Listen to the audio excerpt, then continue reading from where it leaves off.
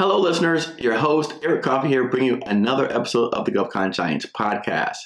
If you're not familiar with our podcast, we interview the top small business in the country, and now we're bringing to you former government officers, agents, and also large prime contractors. In today's interview, I want to introduce you to Lori Smith, who worked at several different positions from supervisor of contract specialist to running entire platforms at the VA administration facilities.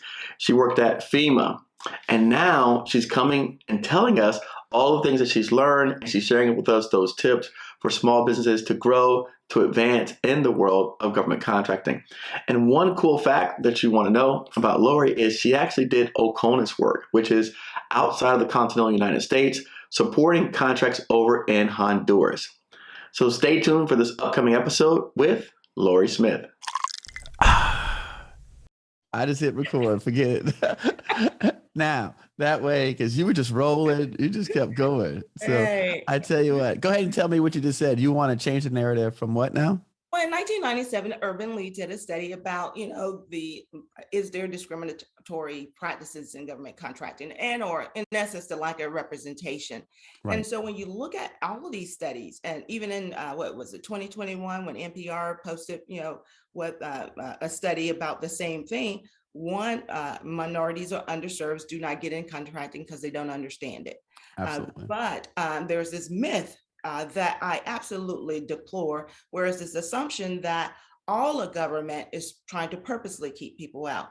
Are there some people, like in anything, that tends to leverage their power inappropriately? Absolutely. But there is no policy written out that is in black and white, whereas in it says, do this, and don't do this. We have the wherewithal, and sometimes people, if you're armed with the information, and that's why my focus is always on educating, if you're armed with the information as to how they're supposed to be responding to you, then you give them back policy, not attitude, not emotion. You give them back policy. Now they have to respond in kind. And so there's no attitude in policy. You got to give me a black and white answer to what I asked you about. And so when you can't do that, you're not going to document, yep, I discriminated against you. We ain't going to say that. Right. So hold them accountable. And that's what we have to do, so. I love that. And before I respond, let's go ahead and introduce yourself. Well, good morning. My name is Lori Smith. I am the CEO of Acu-Elligent LLC. Actually, I have quite a few ventures, but Acu-Elligent is my baby. And the goal and intent of Acu-Elligent really is to help with educating people about how to do business with the government and do it more efficiently and effectively. I want to dissolve the myth. I want to help you navigate, not cheat. I want to help you navigate those government contracting streets, whereas then you truly understand the rules of engagement, because I'm a firm believer, if you know what should be occurring on the other side of the table, you can now come to the table more prepared and you can respond, in that. And so that's what I do with my business as at Acu-Elligent. But I'm also the program facilitator for Career Gateway Acquisition with Management Concept. Next March will be, or this coming March on the 14th would be a year of my being with the organization. And actually next week, we are going to be launching our 9-month cohort that facilitates the early development of contracting and acquisition professionals in the career field. We have a threaded storyline, whereas then we're going to take you from beginning to end. That's foundational information through all phases of the acquisition process, with the hope and expectation of having you being able to more effectively and efficiently, and even as you go, be able to provide real-time, impact to the organizations that different persons work at. And right now, that's extremely important, especially with the change, with the certifications requirements in the government contracting space. So I'm very excited to be able to stay connected to all things government contract, because that's what I've done. I am a retired federal service employee. I retired after 41 years in December of 2020. I know the gray hair is real, people. That's wisdom. And I retired. I culminated my service as the Director of Acquisition Services for the Community Care Network program. So for anyone that is familiar with CCN, The new contracts that are currently now servicing all veterans throughout all of the U.S. and its territories, that was my baby. My staff and I, we stood up and implemented those contracts. We facilitated the implementation of regions 1 through 3, but I was at the actual CO for region 4, which covers the 14 western states of the United States. And as the director, oversaw the execution of region 5. And so very excited about their program. And also, if you're familiar with the DMB, Fort Belvoir Community Hospital, that $1 billion facility, I was the CEO for that hospital. I facilitated the stand up for that hospital as the BRAC happened in the DMV from Walter Reed. And also during that same time, someone else may have the clinics, but they still should be in the same geographical area. But at that time, I facilitated the stand up and the build out of the clinics in Dumfries and Fairfax, where Spectrum was the contractor who had got that award. So had a lot of great opportunities. I am a retired veteran. I retired from the Air Force. I was a squadron superintendent and first sergeant. So developing contracting people, developing civilians, developing and nurturing officers, that's just a way of life for me. I mean, I've also served as an adjunct professor at the Community College of Southern Nevada. So I've had a wonderful life. Everything about me has brought me to this day and time. I consider my spiritual as well as my natural gifts, the gifts of helps, hospitality, and service. And I consider success is when I've done those things to the point of exhaustion, and he can tell me that he's well pleased with it. So that's just a little bit about me. I am married. I have a wonderful husband. Ladies, don't get discouraged. I was in my mid 40s when I finally did find somebody thirsty at the well, but that was okay. And he's a wonderful person. We have a blended family. So we have 4 adult children and 5 grandbabies. And so I'm very excited. We just relocated to Georgia. I'm originally from Macon, but we're living in Savannah now. And so we're loving life. So that's a little bit about me. I love Savannah, Georgia. Yeah. Oh my goodness. It's Savannah's beautiful. so beautiful. I know. It really is. It's so beautiful. I love all the trees. I mean, it's amazing. I did a project out there, which actually goes back to some of, why I'm here today and why I do my mission. Now, let's go back, and you did give us a quick overview of some of your history. And I love that, by the way. I was taking down notes. So you started out, it looks like you started out back in Nellis Air Force Base. Well, actually, that was when I started contracting. Absolutely. Yes. Right. When I retrained. Mm-hmm. Yeah. So I'm familiar with Nellis Air Force Base. And then you worked over in Honduras? Loved it. Absolutely. Come on, you can't leave that out. You got to tell us about that. Because Honduras is like one of the best kept secret in all of the Air Force.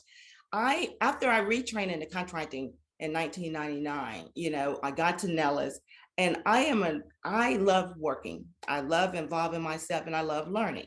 So I had been at Vegas. Well, it really didn't have enough grass and trees for me. It was very hot out there. Yeah. Second-degree burns on the side of your face when you wear shades. The heat was killing me. But I wanted to really make sure that I was learning my craft and new to it. So I volunteered, took a position down in Honduras at Soto Cana Air Base, and loved it. Aside from doing the work, I was the director of construction down there, had a lot of great opportunities to just use all the skill sets that I had to not only just grow the office, but even help with the employees, the local nationals that were there, helping with developing their careers. But Honduras was great.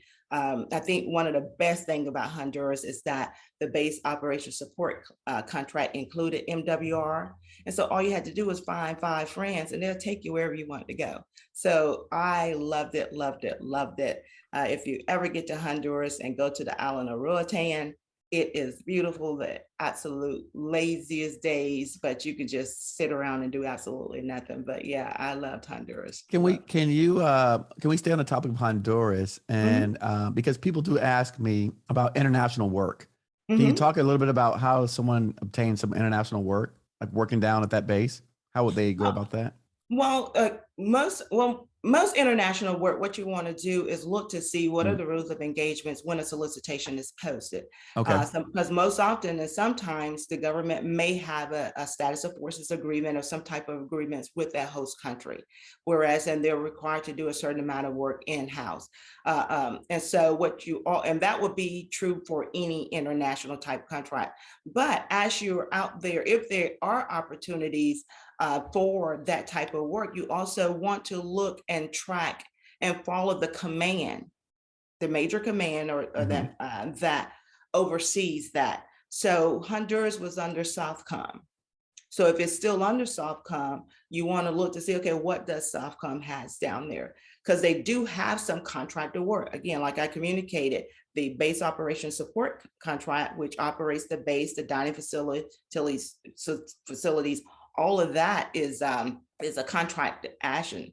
You have the Skywatch, people that watch the sky. That's a contracted entity that's coming in there to do that. Okay. So there are some contracts that are internationally, but more often than not, anytime anyone wants to try to find some international work, look to the major commands to see, are they specifically posting stuff out there? Because you won't see it in your day-to-day potentially operational organizations that you come across. You need to go see who are those agencies that are actually out there, because there are some work that is out there. Now, there's a word that you just used that I'm not familiar with, so I'm not going to let you pass me up on that word. You said something about they have some sort of agreements with the host countries. It's status of forces agreement. Status of forces agreement. Yeah. Okay. So when you and military people are really accustomed and knowledgeable to these, but when you're stationed abroad and when we're in these various countries, the government does agreements with these countries as to what will and will not occur. Like I was stationed in Turkey. And so when you're trying to do contracting and you want to bring things in, sometimes Turkey would allow it, sometimes countries wouldn't. Sometimes they want you to try to acquire and procure items in their country first.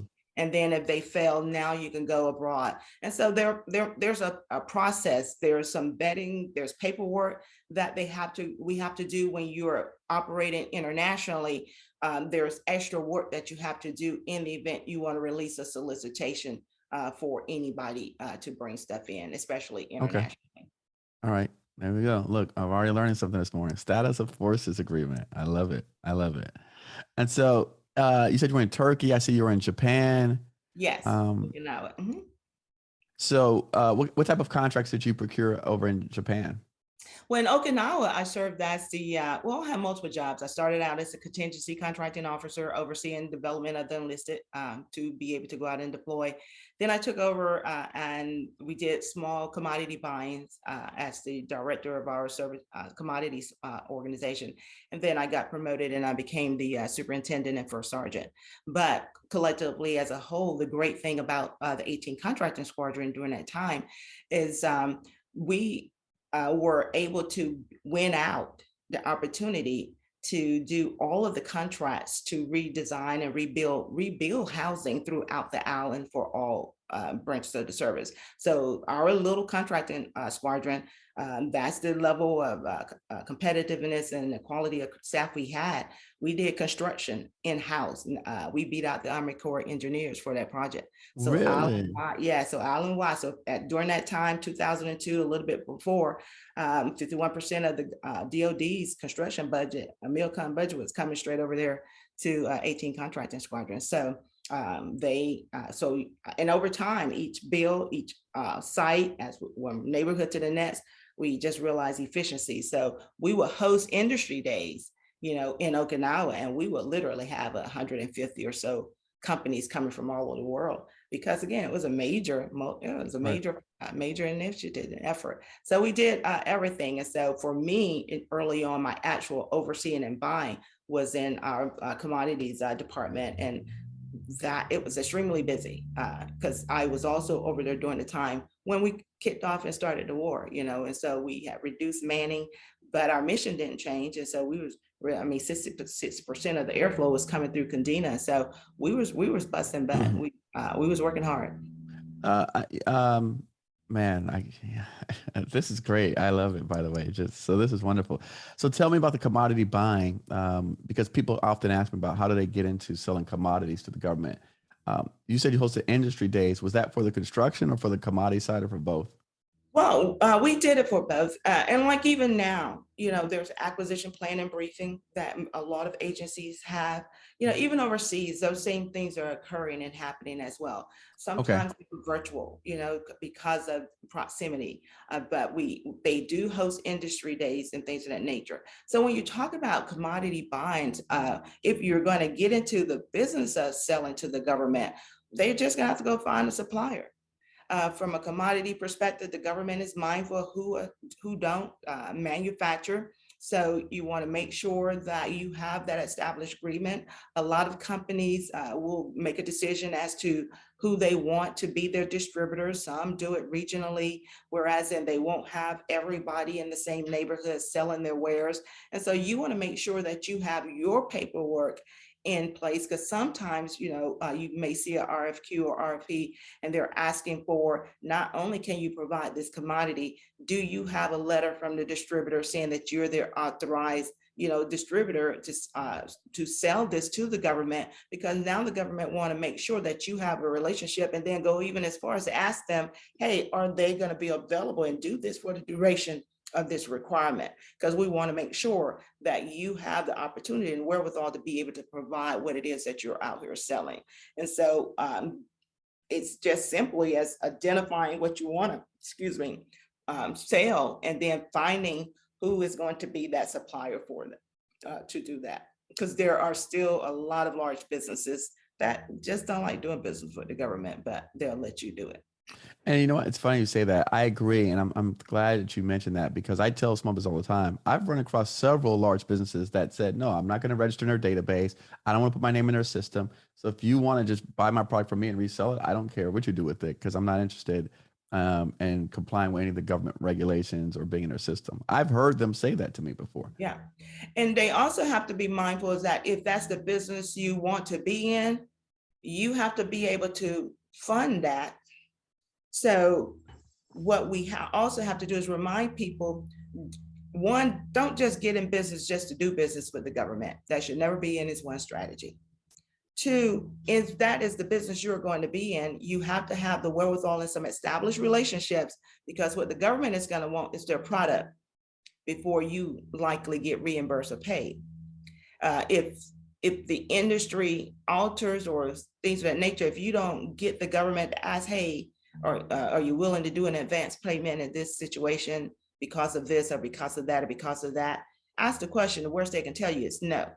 But if they are not offering that straight away because you didn't ask the question, you have to be able to fund and buy and purchase that supply that you're saying you're going to provide, at your cost. So whatever relationship you have with that supplier, getting that funding and that financing component of it is very key and critical, because the government is not going to pay you in advance.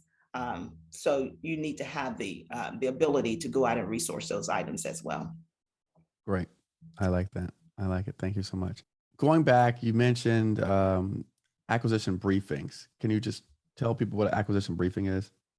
Well, various agencies have acquisition planning briefings, and what they do is those are like industry. It's a form of outreach. And in these briefings, what they would do is bring all of the agencies that are a component and that's part of that organization. Like the VA used to have them.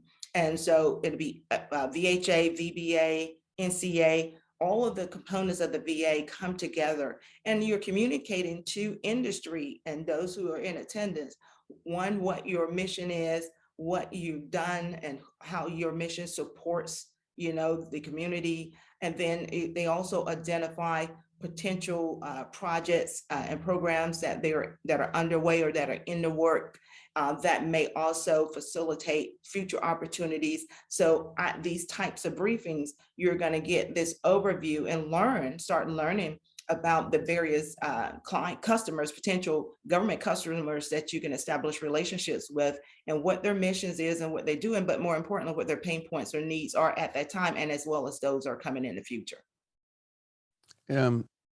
I had a student yesterday ask me a question about they wanted to work with HHS and then they narrowed it down to CDC and they were trying to identify the pain points.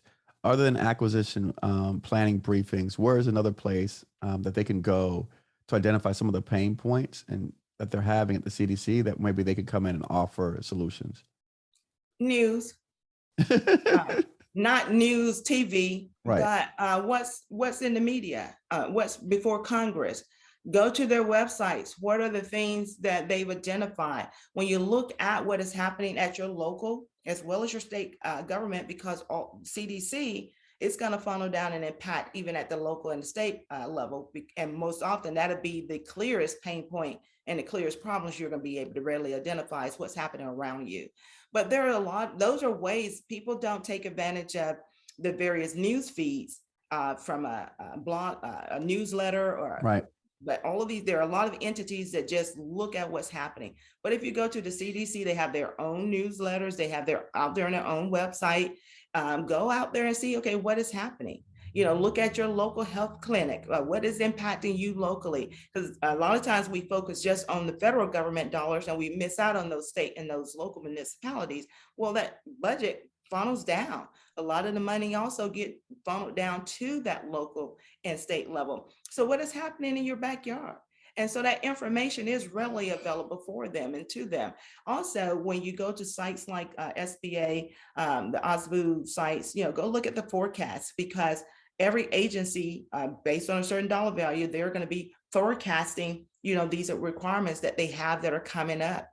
When you go out there to, and it's also learning how to use the databases that are currently already being used. If you learn how to use usaspending.gov, right, even tracking things that they bought, if you can show and run back several fiscal years and you can see they continue to go out and resolicit for that, that's something they need. So posture yourself for that. But when you're not at an industry day, read what they're saying about themselves. Read what is, look at whitehouse.gov and see what, go to the Congress, congressional sites and see what bills and what are we talking about, what are their policies they're trying to implement for these respective agencies, because therein lies a lot of pain points. And so when you're able to go to those type of sources and understand, you know, what potentially is coming down the pipe, now you're more postured, and when you hear it, you know, or see it, you can readily identify and say, oh, okay, yeah, because they was up here talking about, you know, this right here, they're passing a bill, HR or something, or, you know, right. So it really is taking advantage of what is being, the news, the way the news should be. Go find those legit news sources that are talking about it as well as other agencies that falls, whether they be nonprofit or otherwise, that are aligned with that same mission. What are their issues and concerns? Because all of it is connected. I like it. I like it. And you know, it's interesting. You have such a diverse background. I'm just going right through your background. And it's like bing, bing. All of your background is, I mean, again, having been online for the last 5 years, almost 6 years now, I've received thousands of questions from you know, peers and other people that are interested in the subject of government contracting. And so again, it looks like you're touching international contracts, you know, commodities contracting, and now FEMA. I see this on your list. So let's talk about FEMA. Man, that was actually, shout out to Patrick McCurkin. He was my first boss when I retired. And what I love about Patrick is, one, I did a ceremonious application for a GS-12 position with FEMA to appease my mama. She transitioned in 2018, and my son, because I had got a job with CACI to go to Kuwait. And my mom was like, well, you know, I've never had to deploy. I want you to come home. I was in Turkey. I was like, okay. And so I told her, I said, I applied. And then I said, oh, Lord, I repent. Let me go write that line. So I applied. And so I applied for 12. But right before the end of the year in 2007, December, Patrick sent me an email and he said, hey, you applied for this position several weeks ago at the 12 level. He said, but I want you for this level. And so he wanted me to come in as a GS-13 supervisory. He said, here's the link. He said, I want to interview you under the 12 cert, but I know you're going to make the list for that, and I will be able to just bring you on. And I just thought that was like the sweetest thing since ice cream. And of course, after that, CDC did try to pick me up on, I turned down to 14 with them because of Patrick's integrity. Right. Someone that look at your stuff and recognize you for who you are, you have to give them that. But that was the Florida Long-Term Recovery Office. Okay. At that time, they were not aligned to the headquarters in DC, but there was an independent component, and they was doing contracting and they were managing and supporting all of those various storms that had occurred from that point in time up until then. And so a lot of it was, you still had contracts where, the different hurricanes where they had was giving out the FEMA trailers and things of that nature. So we were servicing those types of contracts and things of that nature. So they were still doing that, just providing long-term recovery care over all of the contracts that had been put in place as a result of storms that occurred between 2002 up until that time. Wow. Yeah. Wow. Interesting.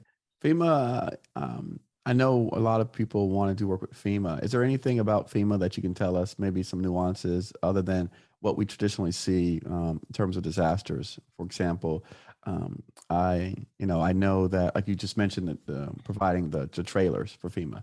Are those contracts, are they happening before the disasters happen, or are they happening post-disaster, or is it a combination of both? Or any information you give us about FEMA that can help some prospective small businesses that are trying to break into doing business with FEMA?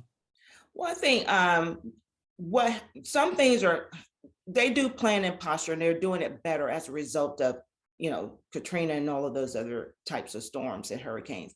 But there are some times where some things will happen right then and there because you can posture and you can plan. So from the infrastructure perspective, they're building up their capabilities as to how they respond to a natural disasters. But there is some pre-posturing, like in the trucking side. I don't know, they should be potentially releasing their solicitation for that here real soon if they haven't done so already. But with the trucking side, they have this process where they release a solicitation. If you want to be considered and included, you just respond to the solicitation. Now you're on this designated list. When something, you identify what states you want to service, it's all you decide how much and how little you want to do. So when natural disasters happen or they need some type of support, you're in the database. Now they're going to start issuing, RFQs or give TOPRs to you all to bid on. And that's how you could potentially, almost like the GSA schedules and the VA schedules, what you do is it don't guarantee you work at that point in time, but at least put you in a neighborhood or in the company of just a few. And so that's what you want to do. But then even with FEMA, that there's certain times of year that things happen, so are you postured for that response? Start going to them because they have cadres and things of that nature. Look to see, okay, what kind of support would you need for, especially in the housing and trying to place peoples and things of that nature. If folks had a rhythm, if you've had established relationships where you could go in and even go to FEMA and try to get you a BPA. You don't have to wait for something to happen to facilitate getting an agreement with their organization. Blanket purchase agreements are just, hey, them just paper until they need it. But hey, let me go establish and, hey, give me a BPA, give me a BOA, give me something. But what you've done is if you get the BPA, hey, I've established relationships, whereas, hey, when you need me, something pop out, boom, I'm there. All you doing now is placing calls. So it's how strategic are you thinking when you go in the door? So we don't have to wait for something to happen to get or establish a relationship with them and or to get some type of commitment from them.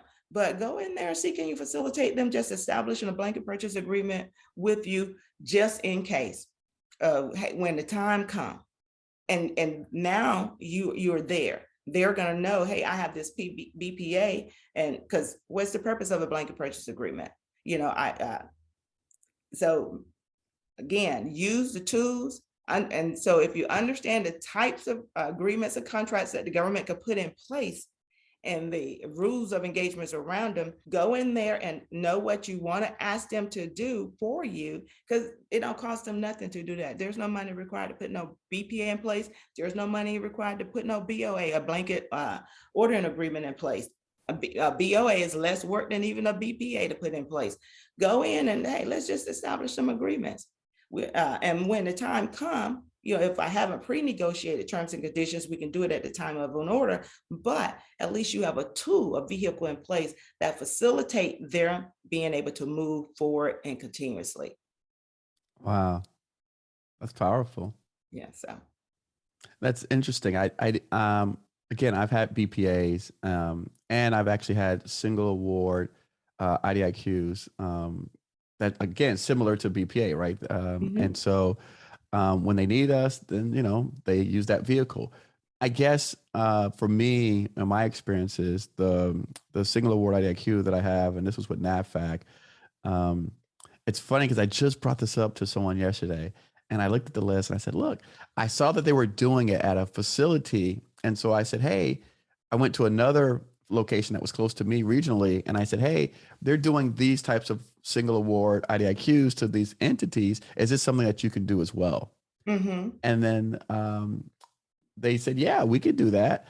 And they asked me if I could send them a copy of one so they could see how to do it, because it was with the same NAVFAC.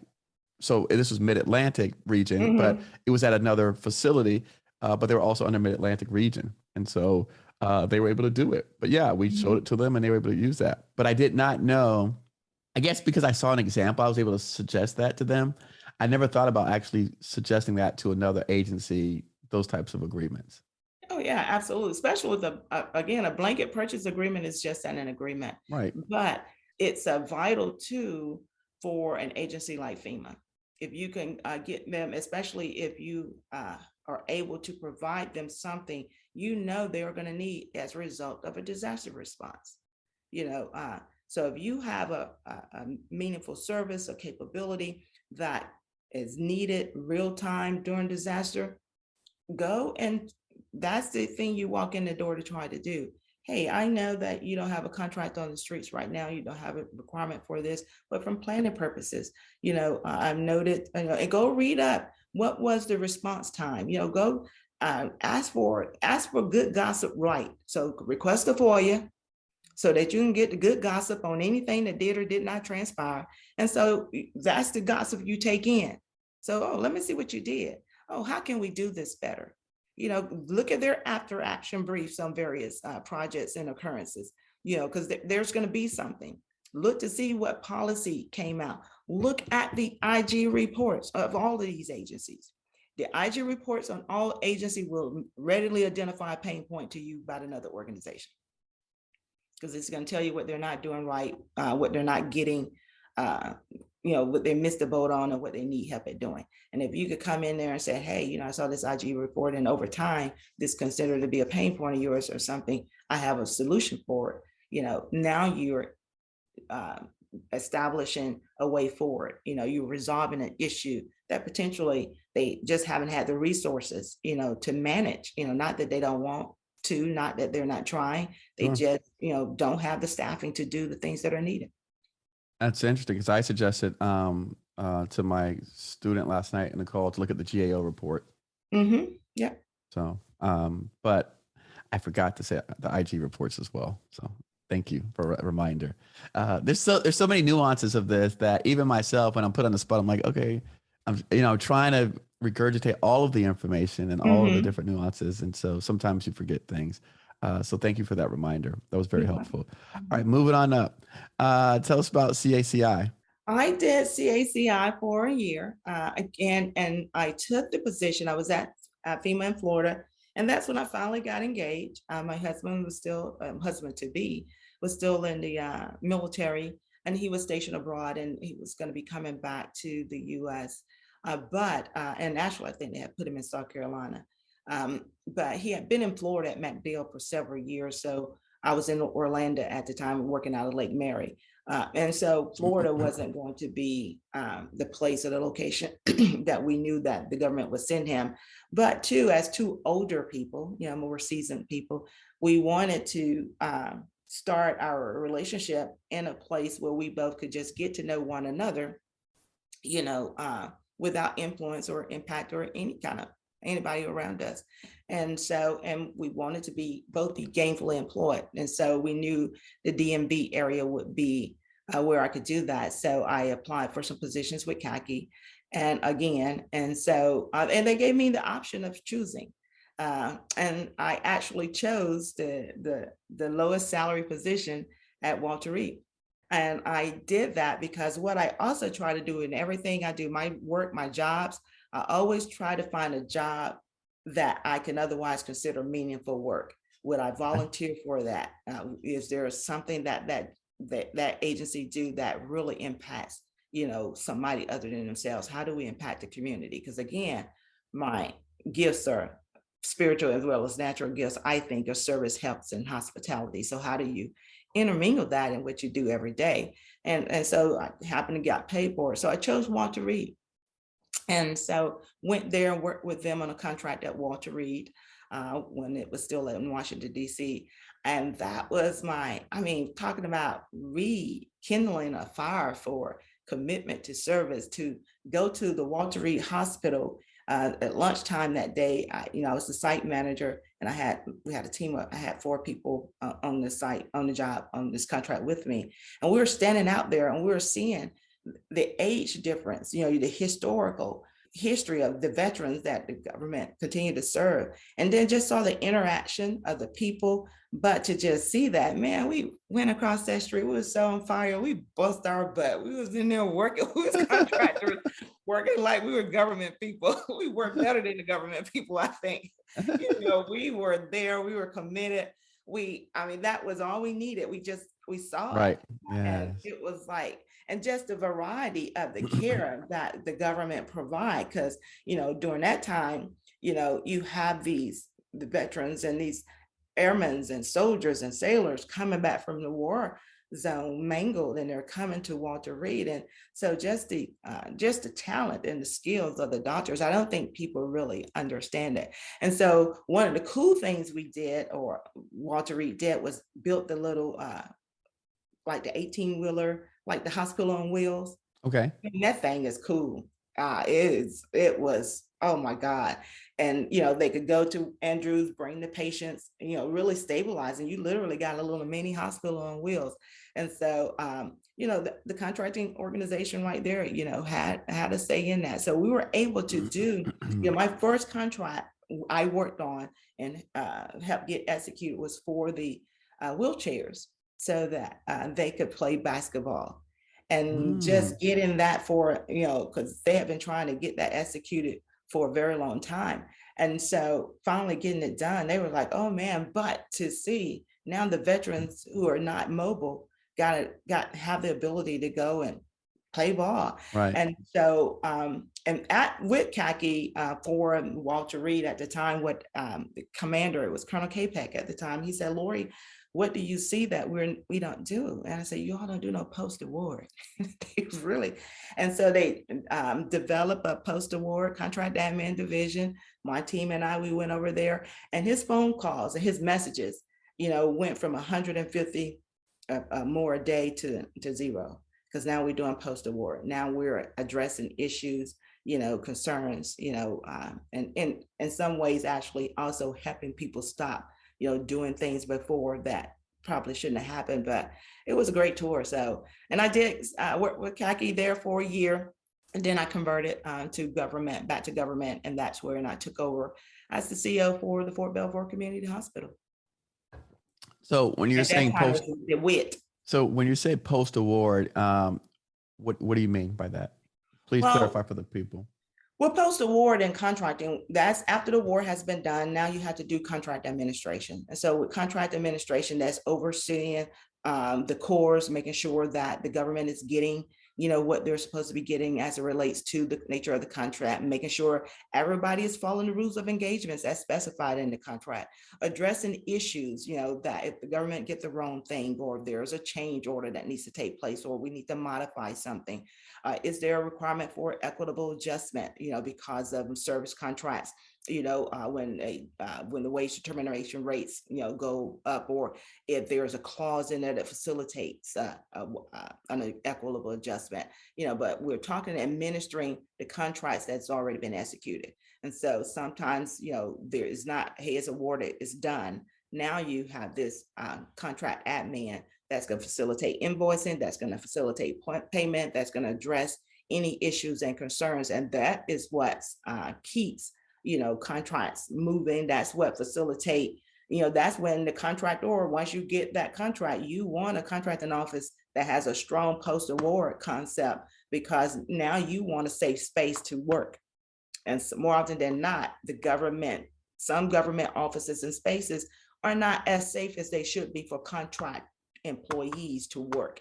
And so, but if you get a strong CO, they're doing cradle to grave work. They're going to make sure you're now able to perform based on what the government asks for, and make sure that your rights are protected as well. I like it. That's why I asked the question. All right. And then, no, because, again, I had my own interpretation of post-award. But I mean, yes, I agree with that. But you mentioned like some other things that were, I think would add definitely context to that for folks out there. Now, let's talk about CCN. Hey. Right? Let's talk about CCN. This has been great. And it's funny, I typically don't follow this style of interviews going through, but you have such a diverse background that I can't even follow my list of questions. I just like, man, everything that you have on your background is super, super exciting. And you did a really good job on LinkedIn, like conveying that. I think some people just kind of like, they don't really, they just put, hey, I did these tasks and these things, but you have it really laid out. So I'm just following along your profile on LinkedIn. By the way, if you're listening to this and you're not already following her on LinkedIn, definitely. There are a couple of Lori Smiths, but I found you. Okay, well, thank you.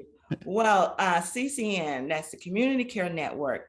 What happened was I was actually in a class in Ohio, and an email went out to managers, hey, is there anyone with healthcare service training?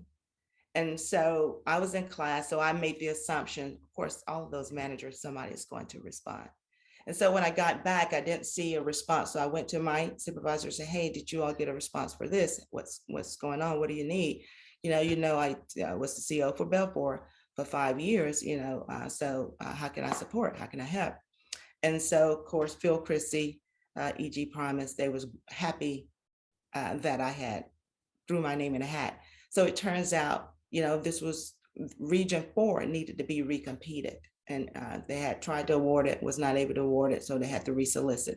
So they needed someone to work on Region 4, because Regions 1, 2, and 3 was at that point in time was in evaluations. And so we knew that the Mission Act was coming soon. We knew choice was ending. So we knew there was going to be something that took over. And so I volunteered to do Region 4. I worked on Region 4. And so what community care is the VA's, where the VA, whereas when the VA is not able to treat patients internal to the healthcare system, they send them out in the community. So what the Community Care Network does and what CCN do that is actually different than even what Choice did is CCN is actually, the VA was actually able and did, they have established the largest independent healthcare network of independent contractor providers. So the largest network of independent providers, so that is what the network does, is like, hey, these are providers that sign up to be a part of the network. And so you're able to get the kind of care that you need. And even if your provider is not in the network you want to be, let the government know and they'll put them in there. And so I was on Region 4, and that's all I did, volunteered to do Region 4. And so, of course, Phil Christie, oh, Lori, you may get the whole program, and I should have known better. And so, ended up, and for a penny, out for a pound. Yeah. I said, man, you volunteer to help and they give you a whole thing. But the blessing is, hey, again, that's a gift. I'm serving, I'm helping, hospitality. So too much who's given, much is required. And that's ended up what happening once Regions 1, 2, and 3 was negotiated and awarded, all the protests and things was resolved. We took over the contract admin of the post-award aspect of it was standing up and implementing the various regions. So when I retired, it's, $128 billion portfolio. It's Region 4 encompass the 14 Western states, Regions 1 and 2, everything else. Region 5 is Alaska. And I think they may have done Region 6 as well, or modified Region 4 to incorporate that, but it's all the US territories. So everywhere in the United States, to include its territories, the government has established a relationship in the communities to service veterans. And tell us, so what kind of things does that mean? Are those, for example, like treatment centers, or those housing centers? What kind of things does the community network do? Community care is healthcare providers. Healthcare. In addition to, and it's been added. So when you go out and look at the Mission Act to identify and establish the type of healthcare that the Department of Veterans Affairs had or must provide to the veterans. So even now, where the Choice Act didn't, under community care, you can get IVF treatments, and storage of your eggs. They're doing implants, they're doing home health visits and different types of care and things. And so it's all types of health care for everything.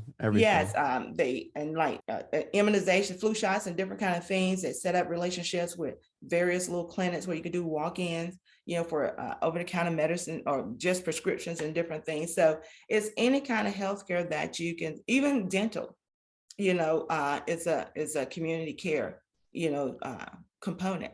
So anyone who's providing healthcare services to the private sector can just sign up to join CCN through one of the providers, that right. If that's what they desire to do. Absolutely. Okay. Mm-hmm. Okay. Yep. Mm-hmm. Okay. Just want to clarify that for some folks out here. Mm-hmm. Again, and Optum has regions 1, 2, and 3, and Tri-West has regions 4. And so on their respective websites for any provider, they can go there and they will communicate and find out how they can become a part of the network if that's what they desire to do. But it would be through those third-party agent entities. Okay. Because the government has a contract with the third-party entities. Sure. No, I love it. Again, one of the things that we mentioned before, right, is we are providing the information out there for folks who they're probably doing an excellent job of providing services to the private sector, and they're not aware of what these programs are, what they're called, and how to find them, and pretty much how to even qualify or become eligible. And so this is very helpful for the people that are servicing the healthcare field, right? I mean, everything that you've said is helpful. Everything that you said is extremely helpful. All right. Now, by the way, I want to be mindful of your time. How much time do we have? Hey, we good. Okay. All right, great. All right. So now let's talk about the new organization that you're supporting, that you stood up, Acu-Elligent. Tell us about the mission and what you want to do. And I see you have a couple books that you wrote. Well, yeah. And please, you know what? I got foggy brain. Anyway, with Acu-Elligent, my mission really is I want to serve the small businesses, the underserved, the minority-owned businesses, really have a passion for women. I mean, go figure. But I really want to make sure that representation is where it needs to be. There are so much that's happening now, whereas resources are falling out the sky. They've increased the percentages of the social economic goals for various agencies, for all government agencies. They're really trying to, facilitate inclusion and equity and diversity. And so from a contracting officer perspective, what I knew was happening all the time is that on any occurrence, we execute a contract if a small business or someone obtain, and even some large businesses as well. But a lot of time when we get to that post-award orientation to get things kicked off as to what this long-term relationship or short-term, however you want to call it, is going to be, we find that a lot of them don't know what they just want. And so, you potentially have went to get a proposal writer to write your proposal, and there's nothing wrong with that. But I always tell people is that the story someone tells on you, you need to know it, because you're going to be the one that has to comply. So they come, or once they get the award, then of course, some of them, you just out here too soon, you're not prepared. You don't have an established bank relationship. So you don't understand that it's going to be potentially 60 days before you get an award. And so I want to educate you about the contracting procedural aspects, get you to truly understand the FAR. I don't have no spin. My husband is like, look, you've been talking to people, you're not even getting paid yet. But I need you just to have the information, because, and I want you to have the truth. There's nothing I say to you about contracting that is not verifiable. And that's another thing. I want to provide verifiable information. I'm convinced is that if you understand the rules of engagements or what you should get from the government contracting side, when you come to the table armed with that information, now you are better able to engage and facilitate a more effective conversation, because you know what you should hear. And when something comes across and is not in accordance with policy or the regulation, federal government is heavily regulated, but guess what? That's okay. You want it to be, because those regulations are put in place to facilitate fair and equitable treatment. Use it for what it is intended to be. Government contracting is supposed to be advocating small businesses. Let them do their job. You come to the table fully compliant and ready to come and take over these opportunities. And so with Acu-Elligent, that's what I want to do. I want to make sure I advise people right now from a proposal writing perspective. I'm not writing proposals, but I can tell you what they're supposed to say. I can help you with reviewing. I can let you know where I need you to take out all 50 of these words. These 3 right here work. Go get me 47 more to go right along with them. Let's get rid of this fluff. You didn't answer my question, and just help people. And I think sometimes that's the boots on the ground kind of work folks need. Someone needs them to be that, no, take that out, take that out. No, that is not what they ask you. Don't get fancy. When words fail you, give me a graph. Understand that we're visual creatures. And sometimes to break the monotony of that evaluator, to wake them up, give them a picture to represent what you're about to tell them, so that they can and articulate it. But that's what Acu-Elligent is about. I just want to mentor, coach, push you to your next level, and make sure you just are armed with the information. And so I'm out here on the streets. You all are doing wonderful things. I say, Lord, they like, you got to have a story. You got to pitch this. You got to do this. I said, oh God, can I just be me? So this is Lori then. Lori, look here, I'm going to give you that information. I'm going to give you what you need. And just help guide you along the way. That's really what Acu-Elligent is really, really about. Well, I can tell you that, we have some initiatives that we're working on, and I know 120% that you can help support us. And so we're going to be tapping you on the shoulder for some help on the back end. I'm telling you, I promise you, I've got a call with my team in about an hour, and I'm going to tell them, reach out to Lori. We're going to sign you up. I've got about 3 different initiatives we're working on. I want to tap you for all 3. So I'll be reaching out. Okay. I can tell you that right now. All right. So let's go back to, your passion as women. Over the years, right, throughout your career, obviously you've seen people, right, you said take out the fluff and change the wording, and we appreciate that. Are there some things that you can say just generally that you've seen where people have made some errors in judgment that, it's just kind of like general rules of thumb that maybe we can throw out there to apply to folks to consider before responding to proposals or in response to proposals? Some of those nuances that you say, well, these are my top 5 mistakes that, people I see happening all the time. Well, I don't know whether or not there's a top 5, but the one mistake that do happen more often than not is that there are a lot of times people are just submitting proposals and you're not even ready to bid. And when you're not ready to bid, you can't overcome that. And so, and that is, and right now there's this tendency or this propensity towards how quick can you help me win and things of that nature. And so people aren't preparing. There's a legitimate reason to have a bid, no bid concept, have a process in place. and understand what those rules of engagements mean. There's a legitimate need for you to know who you are before you try to sell me anything. There's a legitimate need for you to make sure that you're reaching out to the people who is actually buying what it is that you have to sell.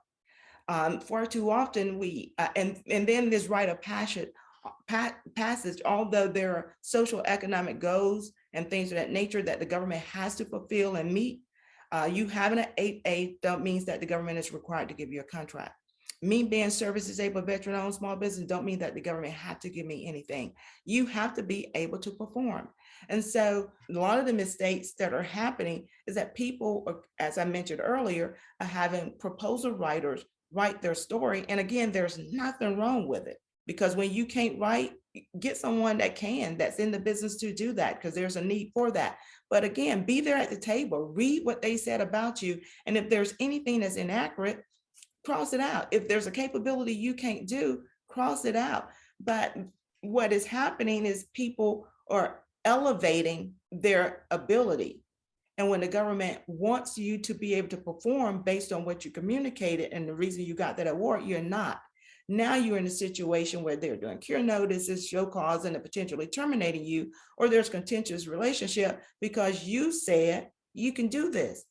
And they're saying, okay, I'm paying you for it, give it to me.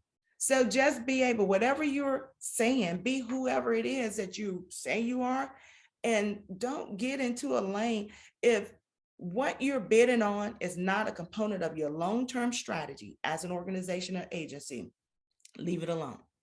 If it don't align with you, leave it alone. There are conversations that are being had, and if people hear, oh, I'm getting a lot of contracts in this area, now we hopping over here. Is that who you are? We have to be patient. And I think if we are patient, people will come, they're obtain more. You know, we know the race isn't given to the swift. I mean, that's true. It's given to the one who endured to the end. Pace yourself, know it, what it is, there's a blueprint to getting government contracts. The blueprint in essence is one, the type of market analysis that you're actually going to do to identify who your customer is. So what industry am I in? You know, if I know my industry, now I'm gonna go out here to USAspending.gov. Now I'm gonna see, okay, who's buying this right here? That lets me know who my legit customers really are. From those legit customers, where you want to start? You want to start at the one to spend the most or the one to spend the little? And so once you do that, now the next part is a more deep dive into market analysis, whereas now I'm gonna go see who you awarded these contracts to. Is there an opportunity for me to sub? You know, do they need friends? You know, and you're looking at the type contracts and the various things. And then once you do all of that, now you're gonna get yourself prepared, you know, to go out here. And now I'm going to go and start my engagement, my outreach. I'm going to start setting myself up. And now I know who to go knock, who doorbell to ring. Let me go knock on this door. And now I can go out here and I can start engaging and finding opportunities that's aligned with me. Understanding too that prime time isn't always great time. There are some sub opportunities that we're missing, whereas then you can learn from without it being you having to cover and bear any kind of costs or that overhead, that overarching. And so folks don't take advantage of subbing opportunities. But I mean, the biggest thing I think folks do is if they bid too soon. They're just not ready to bid. And and you can't undo that or overcome that. And what ends up happening, they end up getting their contracts terminated, or they overextend themselves because they're put in for that, and then you end up with getting a couple of awards. And so we have to be mindful of that. I love it. I'm actually pulling up your book here on Amazon for folks out here. I definitely want to. Wow, you did the book in 2021. And you know, that book, I did a couple of books. I actually have another one that I haven't released yet. And what I was doing, again, in my head, rushing out the door, I said, oh, you know, I want to just, you know, really focusing on getting information, basic information. And the book is really just basic information to get people familiar with terminology. Sometimes we don't understand in our communities. And again, my target was the underserved young folks, trying to shift mindsets. During that time, a lot of PPP, a lot of COVID money was dropping. And so the hope was, okay, let's help people change some narratives. So the idea was to, put some, some information out here that could help them with becoming familiar, again, into a mindset. And this orientation, this familiarization would compel them to go and seek all the things that they needed in order to start from a foundational perspective, establishing things correctly. I love it. All right. And then you have another one called customer relationship management. And that's just talking about the various ways and opportunities of what constitute a CRM, because again, terminology that we don't hear all the times in certain communities. So the idea and the intent is, hey, let me share what all of this means. So for these young, small companies that are getting started, one, learn to legitimately get in place and set up your organization and your business right. There was a lot of trends and a lot of companies over the years, when they started out, they started out doing business, but nobody was regulated. We just making sales, we're just doing stuff. Nobody's paying no taxes. We don't have no banking account. We're not doing anything. So the push really was, I have young nieces and nephews, siblings, that I'm trying to push towards, hey, operate in excellence. Let me take you away from the reality TV or something. Let me give you something small and thin to read to just introduce you to some terms that you're going to hear, you've heard on the job, but because you were ill-equipped or not felt, insignificant, you didn't engage the conversation because it wasn't terminology you use day in and day out. So really trying to, target a certain group of people to really get out here and just start learning what we need to learn and just coming across and being introduced to certain concepts because it's what you're hearing around you. So this is what that means. Nice, nice. So we're going to wrap up with some closeout questions. Okay. Famous quote or saying, it doesn't have to be business related. I'm a paraphrase here, but there's this quote, and I just used it, and I like it because what it talks about is, I can't even quote it right now. I've been always quoting. I was telling somebody the other day, but it in a nutshell, it's about the benefit of being silent or hearing when we rather would have spoken, So instead of talking and speaking, sometimes, the knowledge is in hearing and listening. It's a quote about listening. Man, I pull it up right quick, but I can't. You have to come back to me on that. All right, we'll come back to you on that. Something that you've purchased recently from Amazon that brought you joy. Something I purchased from Amazon that brought me joy. Doesn't have to be for you. It could be for someone else. Well, recently I was buying something for myself because I'm always buying something for somebody else. I try to give you out. No. Oh, I'm a giver. I have this Keurig coffee maker so what I'm getting, it has a bigger thing, but I also bought the kit. So now I'm getting a plumb to my sink, my water line. Okay. So I don't have to be filling that thing up all the time no more. So that brought me some kind of joy. So much joy, I even sent one to my pastor in my home church. There you are. But I love coffee. I could drink coffee any time of day. But I said, oh, wait a minute. I said, let me go out here and get this coffee maker that I can get plumbed to my faucet. And so, yeah, that brought me joy. It's bringing me joy. All right. So that now you have the water that's coming out. It's going straight to the coffee. Yeah, going straight. I don't have to fill up the little thing no more. Yeah. Oh, that's pretty clever. I like that. Yeah. Mm-hmm. I like that. Yeah. I bought something on the side, but we won't talk about me. A job that you worked at that no one would guess. Wow. We went through your professional work, but before those days. Well, actually, I started out the gate professionally. Oh, so my entrepreneur spirit actually started in my home church. I was raised in a holiness church in Macon, Georgia. Okay. We had this chairman of the deacon board, Samuel Talbert. He taught us what it meant to do business, and he protected us as young girls. So the young people in the church, we actually had a fruit and veggie stand at the farmer's market in Macon, Georgia. Really? Little, yeah. And so we, believe it or not, because I don't do that outdoorsy stuff too much because I get sick from the sun.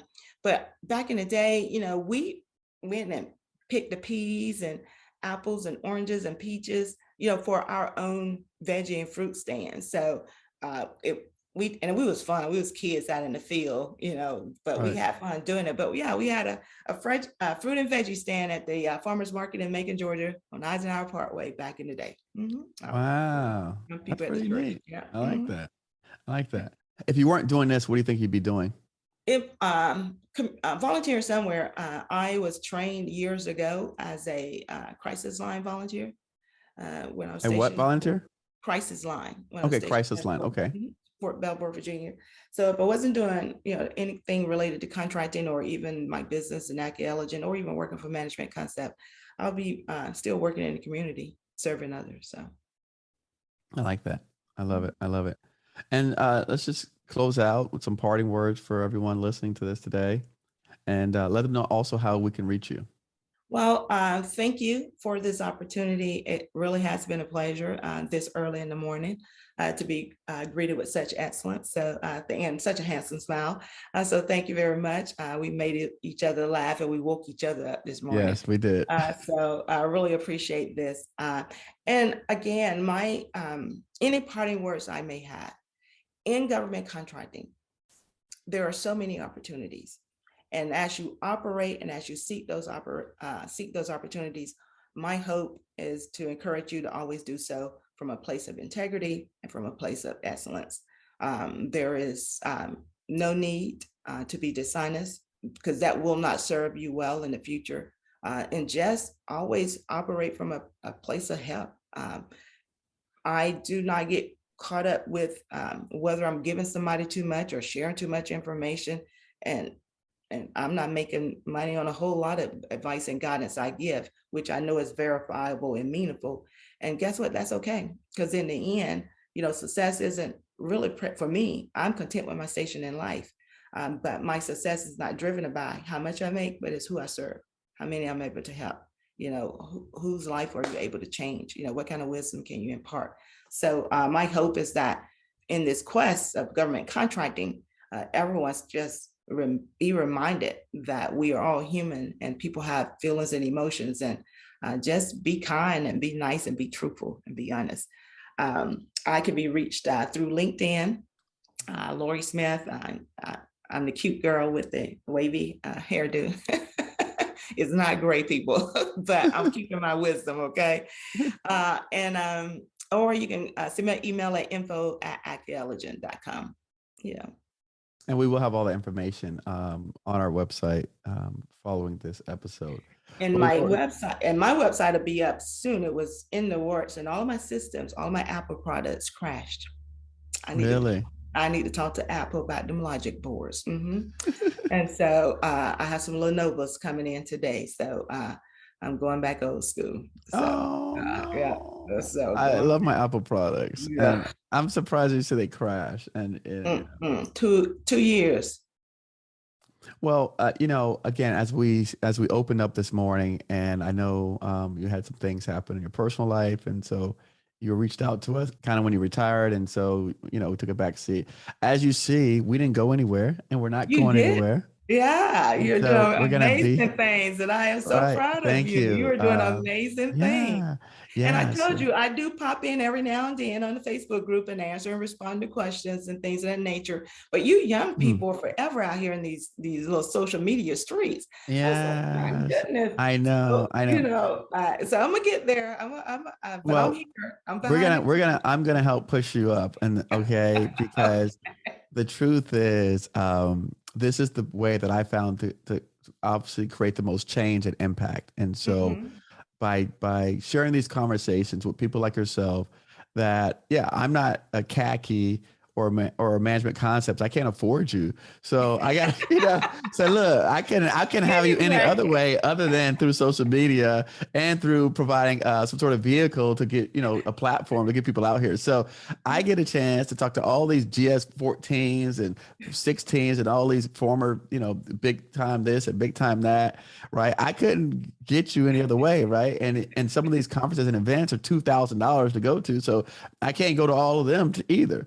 So having a public platform where we could spread information and, like you said, tell the truth and give people things that they can use artillery wise, like you said, so that they can respond back with factual information, regulations and rules, and make people go back and question decisions based on that has been extremely valuable for me in my career.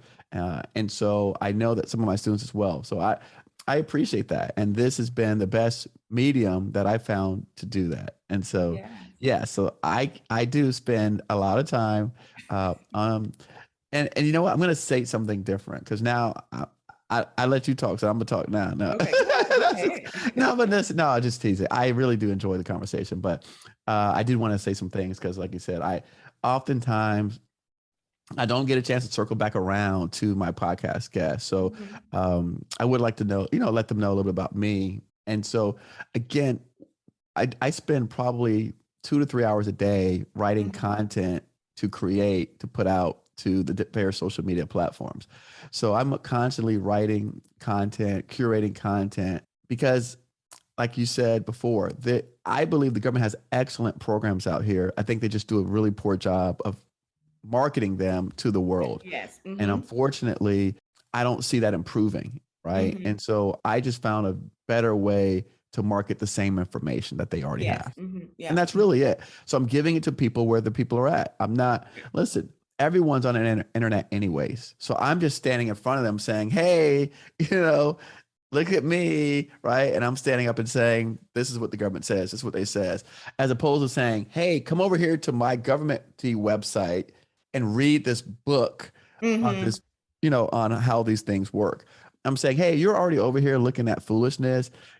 Look at some stuff that can educate you, elevate your mind, right? Why are you over here looking at in between the foolishness scroll? Let me just spark some interest, right? Pique your interest for a few seconds. And that's really what we do. And then, people like, oh, so I find that people are spending more time educating themselves and learning because we're teaching them in the mediums and the formats that they want and not requiring them to come to adapt to us. Yeah. And that is very key. That is why, and that was another thing, even for me. So at one point, I had packages, I had all this kind of stuff. And then I said, that's not me. I said, what if the people that I meet don't need this? I need to be able to be flexible for whatever it is their needs are. And so, and that's just another thing with me. I'm just trying to be as authentic as I possibly can. And again, I love, like I say, love and respect what you're doing. You are doing a wonderful job, great representation. You're out here, and what you're doing and you're doing it in a spirit of excellence. And what I will also say to folks, in 2021, I think is when I initially subscribed or enrolled in your Govcon thing. Over the time, the growth and the development, even of what you're doing, it's known and it's prevalent. So again, kudos to you. I'm visually challenged. So I can't look at the monitor as long as most people because I get a migraine, but I'm also working on a dissertation. I'm trying to get this doctorate out the way. So, but hey, I'm here for you. Like I told you, at nighttime when you all are asleep and I can't sleep because my brain is still going. I go through, I said, is anyone having any issues in Govcon? And if not, nice. But I spend a lot of time in, the veterans thing, just trying to encourage people. Sure. Those kind of things until I go to sleep. What's your dissertation on? What are you writing your dissertation about? The impact of cultural diversity training on human resources management. Impact of cultural diversity training on what? Say it again. That's kind of fast. Human resources management. So it's a phenomenological. It's true. I'm running for me using all of this. That's a big old word. Phenomenological. Yeah, qualitative study on the impact of cultural diversity training on human resource management. So it's the management of human resources. So in a nutshell, in essence, we talk about all of this. There's been this move towards diversity training, and everyone is doing it. But for the most part, and what's the impact? Is it working? In some instances, not working. Right. So it becomes a ceremony. So just looking at that. Nice. At state and federal level. Okay, why does it sound like to me like you have a British accent? I actually do not know. Maybe you don't put something. Have you heard that before? Well, actually, no. You're the first person to tell a girl from Macon, Georgia, she has a British accent. That's why I'm like, I've been listening to this whole conversation. And I'm like, why does she sound like she have a British accent? I don't know. Listen, for all of you out here that's listening to this podcast, okay, I want you to write in the description, right? If you think like heard the same thing that I heard, like she has a British accent from Macon, Georgia, okay? Yeah, and so I want y'all to write that and like make comments on wherever you're at, podcast, Apple, iTunes, or YouTube, wherever you listen to this. I want y'all to let me know, because I'm going to send this back to her that yes, I might be the first one that said it publicly, but I'm not the first person to think it. So what you're trying to say, one of my ancestors is coming out? I hear it. I hear your my stuff is spliced. I did my African ancestry as well as my ancestry.com. What did it say? Well, what did it say? Send you. All right. I'm gonna let you. All right, we can listen. That wasn't 100%, but well, I have. I think mine was. I know my mom's was 29% Irish, and I think I was 19% Irish. I had Ireland, Scotland. There is some England, Portugal. Okay. And Asian. Okay. And then the other is African. I'm from the Booby people.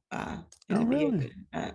Nice. Okay. Well, for everyone out here listening, we're going to terminate this podcast. I want to talk to Lori offline real quick. So thank you for tuning in today. Lori, hang on real quick. I'm just going to. All right. Thank you so much for having me. Thank you so much. Thank you everyone for listening today. It's been a pleasure.